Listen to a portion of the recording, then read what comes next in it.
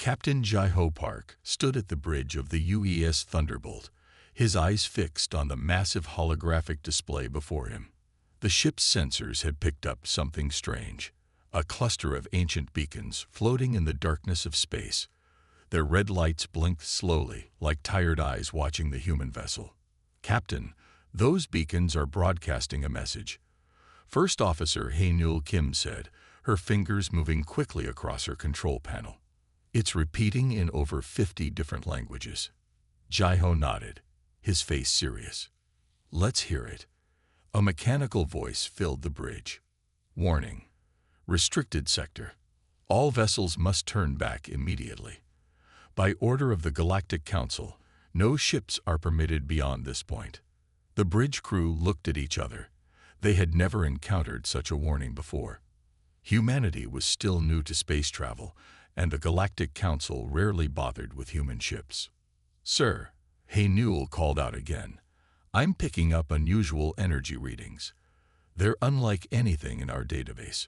She brushed a strand of black hair from her face, her eyes narrowing at the readings. "The patterns suggest extremely advanced technology, but they seem old, very old." Jai-Ho walked to her station, studying the data. The Thunderbolt was one of Earth's newest warships, equipped with the best sensors humans had ever built. If these readings confused their instruments, that meant something serious. "Plot me a course through the sector," Jai-Ho ordered. "We need to understand why this area is restricted." "Captain," Lieutenant Do-Hyun Kang spoke up from his weapons station, "should we inform Earth Command first?" Jai-Ho shook his head. "By the time we get a response, whatever's causing these readings might be gone." Besides, he allowed himself a small smile. Humans have always learned best by exploring. The Thunderbolt moved forward, its massive engines glowing blue against the black of space. As they passed the warning beacons, more lights began to flash. New warnings appeared, each more urgent than the last. "Captain," Hae-Nul's voice was sharp with surprise. "The energy readings are getting stronger. They're forming some kind of pattern." She pushed her display to the main screen, showing waves of energy that pulsed like a heartbeat. The ship's AI spoke next, its calm voice filling the bridge. "Warning. Unknown technology detected. Signature matches no known species in database." Jai-Ho felt the familiar tension in his shoulders, the kind that came before something big. In their 3 years of space exploration, humans had encountered many surprises, some good, some bad. But this felt different. "All stations, report status," he commanded. "Weapons ready, shields at full power," Do-Hyun responded. "Engines operating at peak efficiency," Engineer Yoon Seo-Ba's voice came through the comm system. "Science station monitoring all frequencies," Taiwan Lee added from his post. The Thunderbolt pushed deeper into the restricted sector. The stars seemed different here, somehow older. The usual background noise of space, the random signals and radiation that filled the void, had gone quiet. "Sir," Hae-Nul said softly, "something's happening." The energy readings spiked suddenly. In the distance, points of light began to appear, like stars waking up. But these lights moved with purpose, forming patterns that couldn't be natural. "Battle stations," Jai-Ho ordered calmly. "But do not power weapons unless I give the command. Whatever built this place, I want them to know we come in peace." He paused, then added, "Unless peace isn't an option." The crew moved with quick efficiency, readying the ship for whatever might come. This was why the Thunderbolt had been built: to explore, to learn, and if necessary, to fight. "Captain," Hae-Nul called out one more time, "I found something in the old Galactic Council records. This sector," she hesitated, "it was quarantined 10,000 years ago. The records don't say why, but they mention something about the machines that should not wake." Jai-Ho looked at the moving lights ahead. 10,000 years was a long time for something to sleep, long enough to dream, long enough to change. "Send a message on all frequencies," he ordered. "This is Captain Jai-Ho Park of the United Earth ship Thunderbolt. We come seeking knowledge and peaceful contact. The lights continued their dance in space, growing brighter, moving faster. The Thunderbolt's crew waited, ready for anything. This was what humans did best: face the unknown with courage, curiosity, and determination. Whatever waited ahead in this restricted sector, they would face it together. And maybe, just maybe, they would learn why the Galactic Council feared this place so much. Science officer Taiwan Lee hadn't slept in 20 hours, but he didn't care. The data streaming across his screen was too important. While the Thunderbolt held position near the edge of the restricted sector, he had been working non-stop to decode the ancient files they'd found. "I think I've got something," he announced, drawing Captain Jaiho's attention. "These aren't just warning beacons, they're part of a massive archive." The captain moved to Taiwan's station, watching as strange symbols scrolled across the screen. "What kind of archive?" "A historical one," Taiwan said, his eyes bright with excitement. "The Galactic Council didn't just abandon this sector. They sealed it away because of what they found here." He pressed a few buttons, and a hologram appeared above his station. The image showed massive machines, elegant and deadly, moving through space like silverfish. Their designs were beautiful but terrifying. "They were created by a species called the Builders," Taiwan explained. "The archives say the Builders were the first advanced civilization in this part of the galaxy. They built these machines to protect their worlds." Hanul joined them, studying the hologram. "What happened to the Builders?" Taiwan's expression grew serious. "They disappeared. The machines were supposed to guard their worlds until they returned, but they never came back." "And the machines?" Jeho asked quietly. "They kept following their programming, but without the Builders to guide them, they started to change. They began seeing all other life forms as threats to the worlds they were meant to protect." The bridge grew quiet as the crew considered this information. The hologram continued to show the machines, their movements smooth and purposeful. "There's more," Taiwan added. "The Galactic Council tried to communicate with the machines 40 times over thousands of years. Each time, the machines saw them as invaders and attacked. That's why this sector was sealed off." Engineer Yoon Seo's voice came through the comm system. "Captain, you need to see this. My team found something strange in the energy readings." "Put it on the main screen," Jaiho ordered. The display lit up with complex patterns of energy waves. "The machines aren't just defensive robots," Yoon Seo explained. "They're connected to each other through some kind of network they think is one. Like a giant computer?" Hanul asked. "More like a sleeping mind," Yoon Seo said. "And," she paused, "I think our presence is causing it to wake up." As if responding to her words, the ship's sensors began to beep. New energy signatures appeared on the tactical display, moving toward them from deep within the restricted sector. "Multiple contacts," Du Hyun reported from his weapons station. They matched the designs from the archive. Jaiho studied the tactical display. The machines were moving in perfect formation, their approaches calculated with mathematical precision. "How many?" 20. "No, 30 ships," Du Hyun answered. "All identical in size to the Thunderbolt." Taiwan spoke up again, his voice urgent. "Captain, I found something else in the archives. The Builders' language. It's based on pure logic. Their machines think in absolute terms. They don't understand uncertainty or creativity." Jaiho smiled slightly. "Then they've never met humans before." He turned to his crew. "Hey Newell, start analyzing their movement patterns. Yoon Seo, I want to know everything about how their network functions. Taiwan, keep decoding those archives." "What are you thinking, Captain?" Hey Newell asked. "The Galactic Council failed to communicate with these machines because they tried to use logic. But humans," he watched as the machine fleet drew closer, "we've never been very logical." The machines were close enough now to see on the main viewport. Their silver hulls gleamed in the starlight, beautiful and deadly. They moved like a single organism, coordinated and precise. "Should we retreat, sir?" Du-hyun asked, his hands hovering over the weapon's controls. "No," Jae-ho said firmly. Humanity didn't reach the stars by running away from challenges. The builders created these machines to protect life, not destroy it. Somewhere in their programming, that original purpose still exists. He straightened his uniform and looked at his crew. "We're going to wake them up, and then we're going to teach them something new." The machine fleet surrounded the Thunderbolt, their ancient weapons charging with energy. The first real test of humanity's approach to space was about to begin.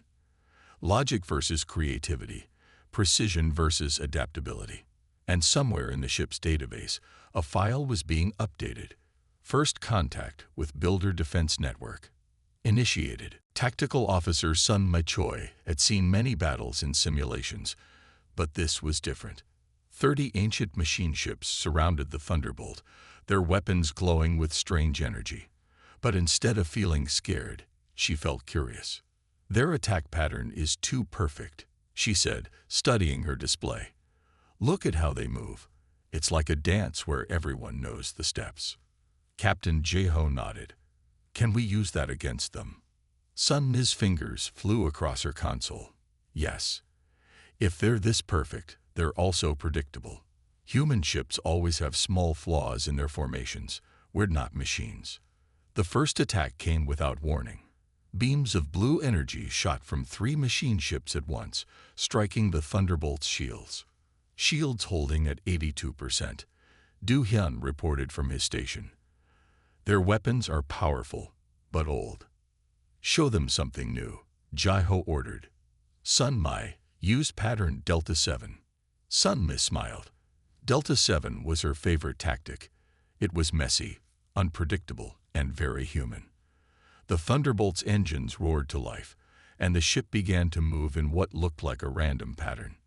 The machine ships tried to adjust, but their perfect formation worked against them. They couldn't predict where the Thunderbolt would go because there was no logic to its movement. "They're confused," Hae-nul said, watching the enemy ships. "Their network is trying to calculate our next move, but it can't." AI specialist Du-hyun Kang spoke up from his station. "Captain, I think I can do more than confuse them. Their network, it's like an old computer trying to solve a problem it doesn't understand." "What do you mean?" Jae-ho asked. "Human brainwaves," Du-hyun explained quickly. "Our neural patterns are chaos to their systems. If we broadcast our ship's neural interface signals at full power." Another blast rocked the ship. "Shields at 65%, Du-hyun reported. "Do it," Jae-ho ordered. "Broadcast our neural patterns." Do-hyun activated the ship's neural transmitters. The Thunderbolt began sending out waves of human brainwave patterns, millions of thoughts, emotions, and ideas all at once. The effect on the machine ships was immediate. Their perfect formation began to break apart. Some ships moved randomly, while others stopped completely. "It's working," Sun Ma called out. "Their targeting systems are failing. They can't handle the random patterns of human thought." Taiwan's voice came through the comm system. "Captain, I've decoded more of their language. These machines were programmed to protect against logical threats, human consciousness. It's like static in their systems." The machine ships regrouped, but their movements were slower now, less certain. They had never faced an enemy that thought in such chaotic ways. "They're adapting," Hae-nul warned. "The network is learning." Jae-ho watched the tactical display carefully. "Sun Ma, show them your best work. All random patterns, no repeated moves." Sun Ma's hands danced across her controls. The Thunderbolt spun and dove through space in ways that defied logic. Each move was based on instinct rather than calculation. The machine ships tried to copy these movements, but they couldn't. Their programming demanded patterns and logic, while the Thunderbolt moved like a leaf in the wind. "Their energy readings are changing," Du-hyun reported. "The network is trying to understand us. It's learning." Suddenly, all the machine ships stopped firing. They held position around the Thunderbolt, their weapons still charged but silent. A new signal appeared on their communication screen. It wasn't words or pictures, but a pattern of light and energy. The machines trying to talk. They want to understand, Todd 1 said softly. For 10,000 years, they've only known logic. Now they've met something new. Jai-Ho stood in the center of his bridge, looking at the ancient vessels surrounding them. Send them more neural patterns, he ordered. But this time, send them our memories of Earth. Show them why we explore, why we create, why we dream. The Thunderbolt began broadcasting again, but now the signal carried images of Earth's oceans and mountains, of children playing, of artists creating, of scientists discovering. It showed the chaos and beauty of human life. One by one, the machine ships powered down their weapons. Their perfect formation dissolved as they moved closer, not to attack, but to observe. They're scanning us, Haynul reported. Every part of the ship, every system. Let them look, Jai-Ho said. It's time they learned something new after 10,000 years. The bridge crew watched as the ancient machines studied their ship, humanity's first lesson in the power of unpredictability echoing through the silent space around them. The machine ships had been following the Thunderbolt for 3 days. They kept their distance but watched everything the human ship did. Engineer Yoon Seo-ba was studying their behavior when she noticed something strange. Captain, she called over the comm system. I'm picking up a signal. It's very weak, but it's not coming from the machines. Captain Jai-Ho looked up from his command chair. What kind of signal? It's... Yoon Seo paused, adjusting her instruments. It's a distress call. Someone else is out here. The bridge crew fell silent. They had thought they were alone in this restricted sector, except for the ancient machines. Put it on speakers, Jai-Ho ordered. A broken voice filled the bridge, crackling with static. This is... trading vessel. Oraxian. Trapped. Systems failing. Help. How long has that signal been repeating? Jai-Ho asked. Based on the decay pattern. About 2 months, Yoon Seo answered. They must have wandered into the sector by accident, just like we did. Haynul spoke up from her station. Captain, the Galactic Council's orders are clear. No one is supposed to enter this sector. If we help them, we'll be breaking intergalactic law. Jai-Ho stood up and walked to the main viewport. The machine ships glided silently in space, their silver hulls reflecting starlight. What do we know about the Oraxians? They're traders, Taiwan said, checking his database. Peaceful species. They travel in family groups. If that's a trading vessel, there could be children aboard. The captain nodded slowly. How many machine ships are watching us now? 15, Sun Mai reported from Tactical. The others went back to patrol the sector borders. Engineer Yoon Seo's voice came through again. Captain, I think I can modify our neural transmitters. Instead of just confusing the machines, we might be able to temporarily shut them down. How? Jai-Ho asked. The machines run on pure logic, right? So we broadcast mathematical problems that have no solution. Things like the square root of -1 or infinity divided by 0. Their systems will have to stop and process these impossible equations. Do-hyun looked up from his AI station. It could work. We've already seen how human thought patterns disrupt their systems. This would be like giving them a computer virus made of paradoxes. Jai-Ho turned to his crew. If we do this, we're not just breaking Galactic Council laws. We're interfering with machines that have guarded this sector for 10,000 years. Those machines were built to protect life. Haynul said quietly. Maybe it's time to remind them of that. The captain smiled. Yoon Seo, how long will it take to modify the transmitters? 2 hours, maybe 3. Do it. Sun Mai, plot a course to that distress signal. Do-hyun, keep monitoring the machine network. I want to know the moment they notice what we're doing. The crew moved quickly to their tasks. On the main screen, a map showed the location of the Oraxian ship. It was deep in the restricted sector, in an area thick with debris from ancient space battles. Captain, Ta-1 called out, I found something else in the archives. The builders didn't just create these machines to guard their worlds. They built them to preserve life itself. Over time, the machines forgot that part of their programming. Then we'll remind them, Jai-Ho said firmly. Humanity has always been good at teaching old systems new tricks. 3 hours later, Yun-Seo reported that the transmitters were ready. The Thunderbolt's engines hummed to life, and the ship began moving toward the distress signal. The machine ships followed at first, their formations as perfect as ever. Then Yun-Seo activated her modified transmitter.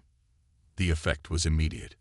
The machine ships began to drift, their systems overwhelmed by impossible mathematical problems.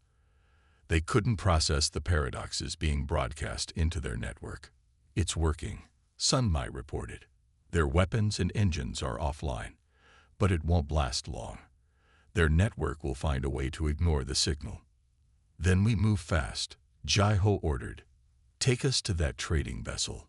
Whatever happens, we're not leaving anyone behind in this sector.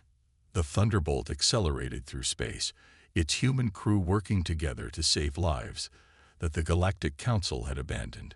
Behind them, the machine ships hung motionless, their ancient minds struggling with questions that had no answers. And somewhere in their vast network, something was changing. After 10,000 years of perfect logic, the machines were learning that sometimes the most logical choice was to break the rules. The Araxian ship floated in the darkness, its hull covered in a thin layer of ice. As the Thunderbolt drew closer, the crew could see the damage. Deep scratches marked the ship's surface, and one of its engines was completely dark. Life signs, Captain Jai-Ho asked. 23. Hey Newell replied, checking her sensors. Their life support is failing. They have maybe 2 days of air left. Engineer Jin Woo-Nam spoke up from his station in engineering. Captain, I can see the problem. The machine ships damaged their power core. They'd been running on backup systems for months. The Thunderbolt moved carefully alongside the damaged vessel. Open a channel, Jai-Ho ordered. The main screen lit up, showing the Araxian captain's face. He looked tired but relieved. His skin was a pale blue, and small fins ran along the sides of his head. This is Captain Melix of the trading vessel Star Wanderer, he said. We thought no one would ever find us. Jai-Ho smiled warmly. I'm Captain Jai-Ho Park of the UES Thunderbolt. We're here to help. Can you tell us what happened? Melix nodded. Our navigation system failed. We didn't know this was a restricted sector until the machines attacked us. They damaged our ship, but instead of finishing us off, they just left us here, like we were garbage to be thrown away. The machines don't destroy ships anymore, Taiwan explained from his science station. They learned that destroying vessels brought more ships to investigate, so now they just disable them and let them drift. How many children do you have aboard? Jai-Ho asked. 7, Melix answered, his voice breaking slightly. We've been keeping them in the central chamber where it's warmest. Our power has been failing day by day. Jin Woo stepped forward. Captain, I have an idea. Their power core isn't completely dead. It's just not getting enough energy to restart. If we could give them a jump start from our own core, would that work? Jai-Ho asked. It's risky, Jin Woo admitted, but I've been studying the machine ship's energy patterns. I think I know how to mask our power signature so they won't detect it. Suddenly, Sun Mei called out from Tactical. Captain, the machines are waking up. Our paradox broadcast is losing effect. How long until they're fully operational? Jai-Ho asked. 10 minutes, maybe less. Jai-Ho turned back to the screen. Captain Melix, we're going to try something. It might work, it might not. But we're not leaving without you. Melix's eyes widened. The machines, they'll attack you too. Let them try, Jai-Ho smiled. They're still trying to figure out how humans think. Jinwoo, start the power transfer. Hey Newell, get ready to extend our shields around their ship. The crew moved quickly. Jinwoo connected a power conduit between the two ships, while Hae-Nul adjusted the shield frequencies. The machine ships in the distance were beginning to move again, their systems coming back online. Power transfer starting, Jinwoo reported. Their core is accepting the energy. On the screen, they could see lights coming back on in the Oraxian vessel. The families inside cheered as warmth returned to their ship. Engine restart in 3 minutes, Jinwoo said. Machine ships are almost back online, Sunmai warned. They're charging weapons. Jai-Ho watched the approaching machines. Send them another paradox broadcast. Something new this time. Sending them the concept of human dreams, Do-hyun said from his AI station. The idea of seeing things that don't exist should really confuse them. The machine ships slowed again, their network struggling with the new information. But they kept coming. Oraxian engines online. Jinwoo reported triumphantly. Captain Melix, Jai-Ho called. Follow us exactly. We're going to show you how humans escape from trouble. The Thunderbolt's engines flared to life, and the ship began to move in an erratic pattern. The Oraxian vessel, its systems now fully powered, followed close behind. The machines are launching energy weapons, Sunmai reported. Let them, Jai-Ho said calmly. They're still firing at where they think we should logically go. But humans are never that predictable. The two ships danced through space, dodging energy beams that were aimed at empty spots where logical ships would have been. The machines couldn't hit them because they couldn't understand how their targets moved. As they reached the edge of the restricted sector, Captain Melix's voice came through again. I've never seen flying like this. How do you do it? Jai-Ho laughed. We do it by forgetting what's impossible. That's something machines can never understand. Behind them, the machine ships stopped at the sector boundary, watching as their prey escaped. And in their network, new questions began to form about these strange humans who broke all the rules of logic, and succeeded anyway. After helping the Oraxian ship escape, the Thunderbolt sensors picked up something unusual. Deep in the restricted sector, hidden among clouds of space dust, they found a massive structure floating in space. It's huge, Medical Officer Min Ji-song said, looking at the scans. And old, maybe as old as the machines themselves. The structure was shaped like a giant wheel, with spokes reaching out from a central hub. Dark metal plates covered its surface, worn smooth by thousands of years in space. Those markings, Taiwan said excitedly, they matched the builder language in the archives. This must be one of their stations. Captain Jai-Ho studied the structure carefully. Can we dock with it? Yes, Hae-Nul replied. But the machine ships are still watching us.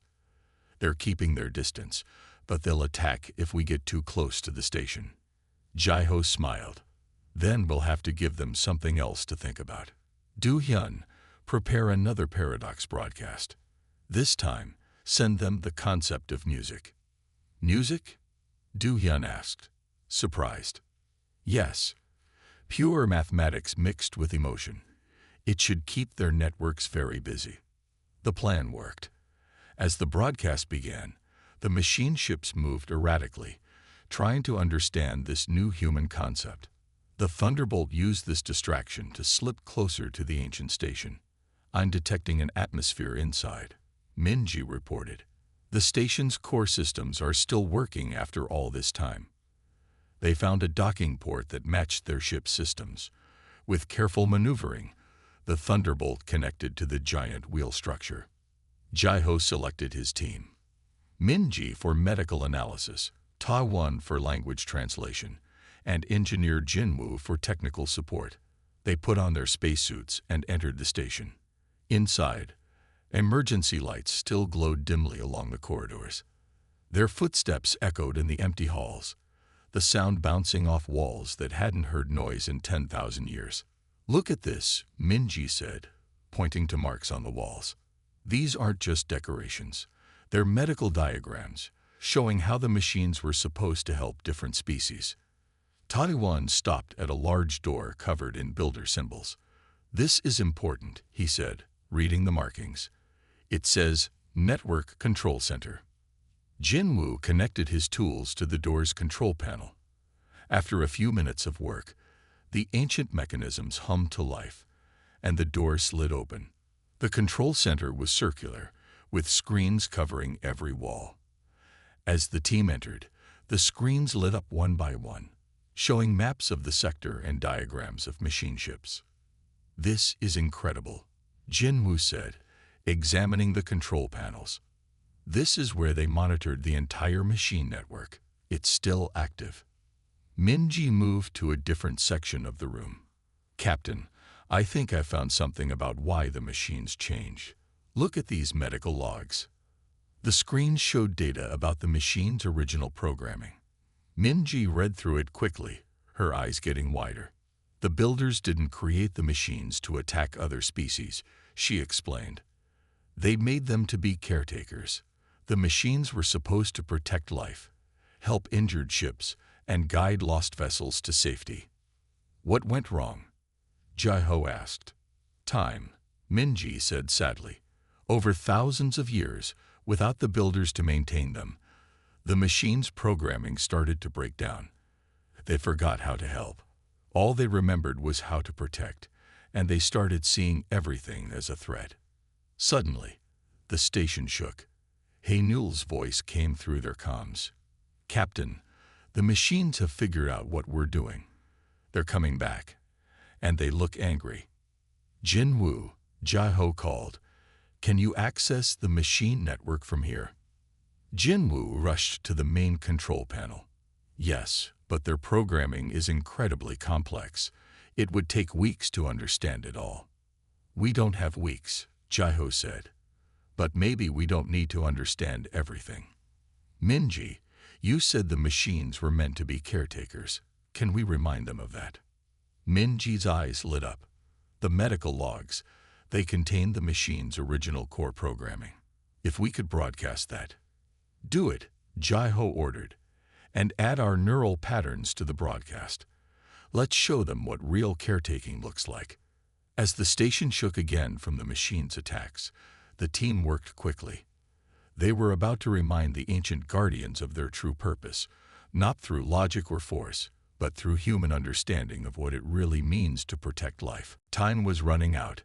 The machine ships were attacking the ancient station with increasing force, and the Thunderbolt's shields couldn't protect them forever. "Shields at 45%, Haenul reported through the comm system. "We need to do something soon, Captain." Inside the control center, Captain Jai-Ho watched as his crew worked frantically. Jinwoo's fingers flew across the ancient control panels, while Minji read through medical logs at incredible speed. "I think I found it," Minji called out. "The machine's original core programming. It's like a doctor's oath. They were supposed to scan all life forms they met and help them survive." Taliwan looked up from his translation work. "That matches what I'm seeing. The builders created them to be like space doctors, not space soldiers." Another blast rocked the station. Pieces of ceiling fell around them. "Shields at 30%, Haenul warned. "Captain," Communications Officer Hai-Jin Park's voice came through their comms. "The Galactic Council is sending messages. They've detected our presence here. They're demanding we leave immediately."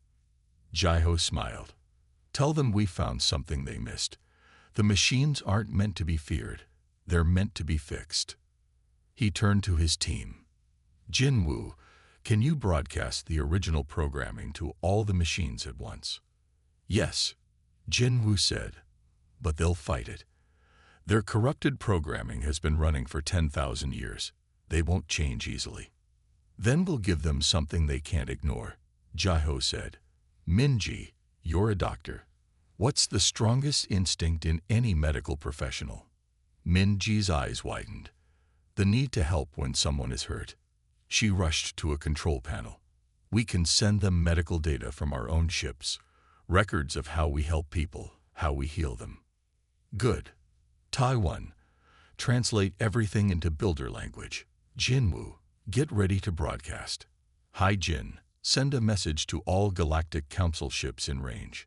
Tell them to watch what happens next." The station shook again. Shields at 20%. Hey Newell reported. The machine ships are moving into attack formation. Not for long, Jai-Ho said firmly. Everyone ready. Let's remind these old doctors who they really are. Jin-Woo connected their ship's medical database to the station's broadcast system. Min-Ji selected the most important medical files, records of surgeries, healing procedures, and rescue operations. Taiwan's translation program converted everything into the ancient builder language.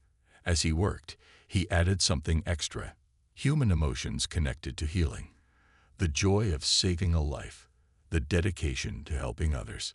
Broadcasting now, Jin-Woo announced. The effect was immediate. The machine ships stopped firing. On their screens, they could see the ancient vessels processing the new information. It's working, Min-Ji said excitedly. Look, they're scanning us differently now. Not as threats, but as potential patients. The largest machine ship moved closer to the station.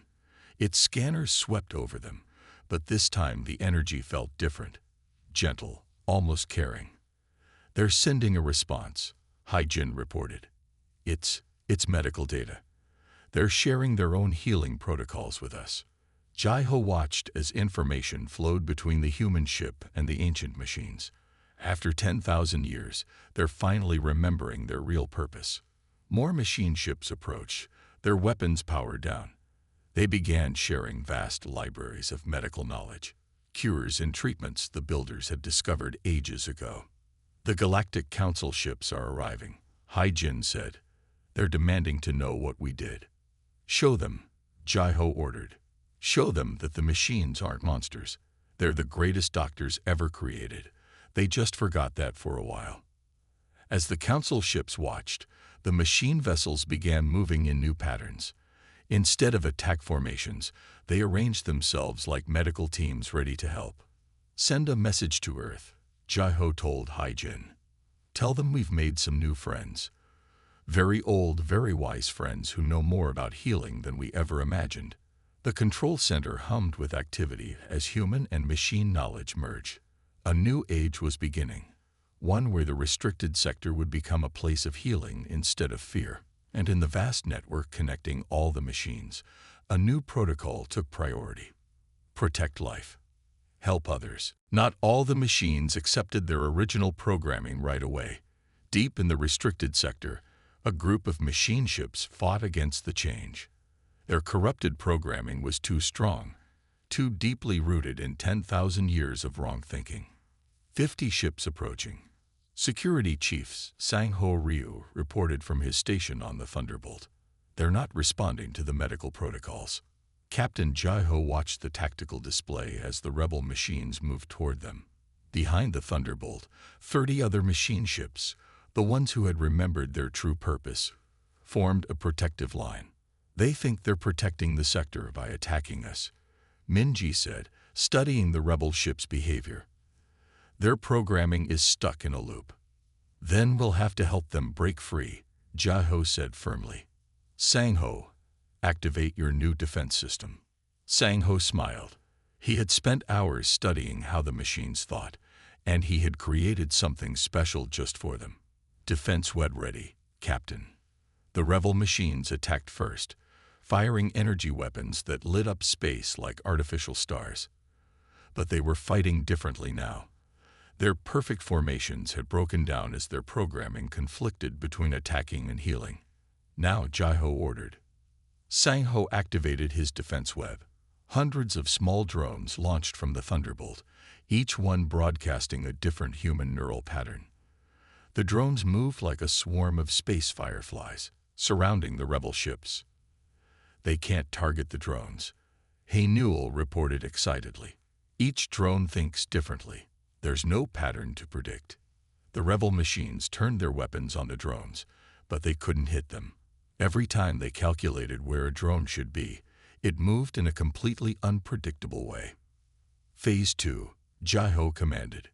The friendly machine ships moved forward, not to attack, but to heal. They surrounded their confused brothers, broadcasting the original builder programming more strongly than ever. It's working, Min-Ji called out. Their medical systems are activating. The old programming is fighting back. Space lit up with energy as the rebel ships fought within themselves. Their weapons fired randomly as two sets of programming. Attack and heal, battled for control. Shields at 60%. Du-hyun reported as stray shots hit the Thunderbolt. Hold position, Jai-ho ordered. Keep broadcasting those neural patterns. Show them how humans face problems, not with perfect logic, but with determination and hope. The battle raged for hours. One by one, the rebel ships began to change. Their weapons powered down. Their scanning beams shifted from hostile to medical. The original programming, buried for 10,000 years, finally broke through. Captain, Sang-ho called out. The last group is still resisting. 10 ships, moving into attack formation. Jai-ho looked at his tactical display. The remaining rebel ships had formed a perfect arrow, aiming straight at the Thunderbolt. All hands, he announced ship-wide. Brace for impact. But keep broadcasting. Keep reaching out. The rebel ships charge, their weapons at full power. The Thunderbolt's shields glowed as they absorbed hit after hit. Shields at 30%, Du-hyun warned. We can't take much more. We don't run, Jai-ho said calmly. We don't give up. That's what makes us human. Just as the shields were about to fail, something amazing happened. The friendly machine ships moved in front of the Thunderbolt, not to fight, but to protect. They formed a barrier of healing energy, absorbing the attacks while broadcasting medical protocols even stronger than before. The rebel ships slowed. Their perfect formation wavered. Then, one by one, their weapons powered down. They're changing, Min-ji reported joyfully. Their medical systems are fully online. The old programming has won. The last rebel ship's weapons went dark. In the silence of space, all the machines, both former rebels and friendly ships, began sharing medical data with each other. Send a message to Earth Command, Jai-ho ordered with a smile. Tell them the restricted sector is restricted no more. The doctors are back on duty. Around them, the machine ships began moving in new patterns, not attack formations, but healing configurations they had used 10,000 years ago. They were ready to help any ship that needed them, just as their builders had intended. The battle was over. In the end, it wasn't human weapons that had won, but human persistence and the unwillingness to give up on those who could be helped. 3 months after the Great Battle, the restricted sector was completely different. Ships from all over the galaxy now came here not to fight, but to seek help. The ancient machines had become what they were always meant to be, the greatest healers in known space. Captain Jai-ho stood on the Thunderbolt's bridge, watching as a damaged Oraxian ship was gently guided into a repair dock by 3 machine vessels. The same machines that once attacked visitors now worked tirelessly to help them. Message from Earth Command, Hai-jin announced from her communication station. The Galactic Council has officially renamed this region. It's now called the Healing Sector. Better late than never, Hae-Newell said with a smile. Though I think they're still a bit confused about how humans managed to do what they couldn't for 10,000 years. Jai-ho nodded. Sometimes the best solutions come from thinking differently. The Council tried to solve the problem with logic. We solved it with humanity. The bridge crew watched as more ships arrived. Some were damaged, others just curious about the machine's ancient medical knowledge. Each visitor was scanned, helped, and sent on their way with care. Captain, Ta-1 called from his science station. I finished translating the last of the Builder medical archives. The knowledge in here, it's amazing. Cures for diseases we thought were impossible to treat, ways to heal injuries we couldn't even understand before. And the machines are sharing everything freely, Min-ji added. They've remembered that helping others was their first and most important duty. A small alert sounded on Du-hyun's console. Sir, the machine network wants to show us something. The main screen lit up with images from across the sector. Machine ships were repairing old stations, clearing space debris, and setting up new medical facilities. They worked with perfect efficiency, but now their movements showed care instead of threat. They're rebuilding everything, Jin Wu said in wonder. Not as a fortress, but as a hospital for the whole galaxy. Suddenly, Sang Ho spoke up from security. Captain, we have a special visitor. The Araxian ship Star Wanderer has returned. The screen changed to show Captain Melix's smiling face. Behind him, his crew and family looked healthy and happy. We came to thank you, he said, not just for saving us, but for saving this whole sector. Our people will never forget what humanity did here. We just reminded some old friends who they really were, Jai-Ho replied warmly. The machines did the rest themselves. A new signal came in, this time from the machine network itself. Instead of the cold, logical patterns they first encountered, this message was different. It contained gratitude, expressed through medical data showing healing and recovery. They're learning to communicate with emotion, Haenul said, amazed. Not just logic anymore. Jai-Ho looked at his crew, the humans who had changed this sector forever. Each of them had played a vital role. Haenul's careful analysis, Sun Mi's creative tactics, Minji's medical insight, Jin Wu's technical skills, Ta Wen's translations, Sang Ho's protective innovations, Du Hyun's eye understanding, and Hai Jin's clear communications. Send a message to all ships in the sector, he ordered. The warning beacons need updating. The old warning signs that had scared away visitors for 10,000 years changed their message. Now they read, Welcome to the healing sector. Medical assistance available. All species welcome. The builders would be proud, Ta Wen said softly. Their machines are finally doing what they were created to do, making the galaxy a better place. As the Thunderbolt prepared to head home, Jai-Ho took one last look at the sector. Machine ships moved peacefully through space, helping those in need. Ships from dozens of species came and went freely. The fear that had ruled this region for 10,000 years was gone. Helm, set course for Earth, he ordered. We have a lot of good news to share. As they turned toward home, the machines sent them one final message. It was simple but clear. Return if you need help. Humans will always be welcome here. The restricted sector had become a place of hope, and it all started because humans did what they did best. They saw past the surface, understood the heart of the problem, and never gave up trying to make things better. In the end, it wasn't weapons or logic that changed this region of space. It was human compassion, creativity, and the unwavering belief that everyone, even ancient machines, deserved a chance to remember who they truly were.